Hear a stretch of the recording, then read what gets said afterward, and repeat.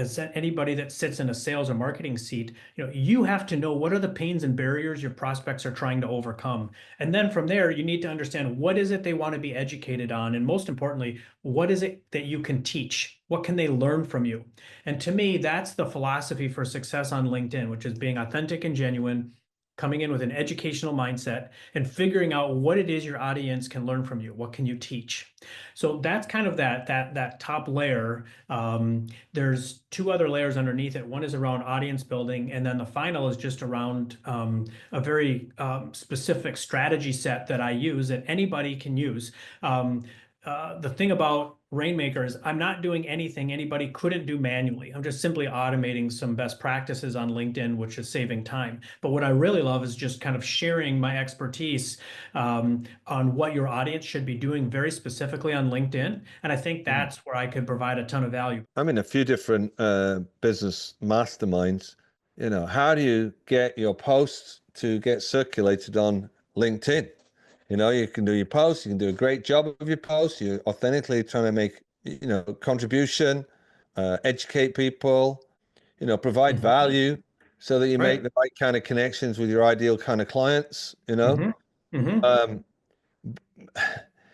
put a lot of time into a really great post and it just doesn't seem to see anybody seems to see it, Yeah, right. No, I understand that pain point for sure. And so a point of clarification is there's kind of this demarcation line where when I'm working with clients and really what I'm focused on even for myself most of the time is I'm not focusing at all on my clients' profiles and I'm not helping them at all with organic posts. Like what I do has nothing to do with organic posts. It has nothing to do with likes and comments and those kinds of things. It's a different way of using LinkedIn.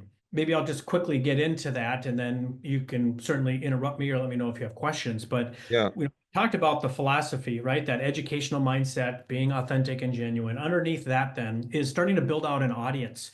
Who is it that you want to be connecting to? Who's your ideal client profiles? What does that look like?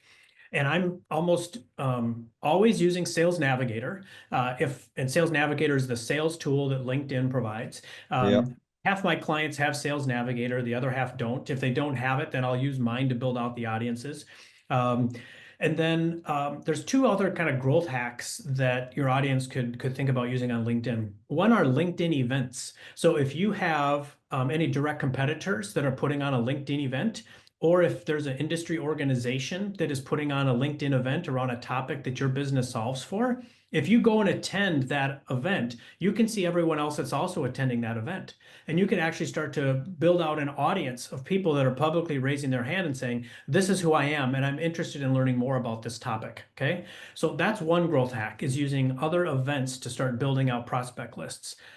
The second would be identifying a thought leader in your space that you could use as a proxy. So for example, there's a woman that has about 70,000 followers on LinkedIn, and she talks a lot about, LinkedIn profiles and LinkedIn posts and all those kinds of things.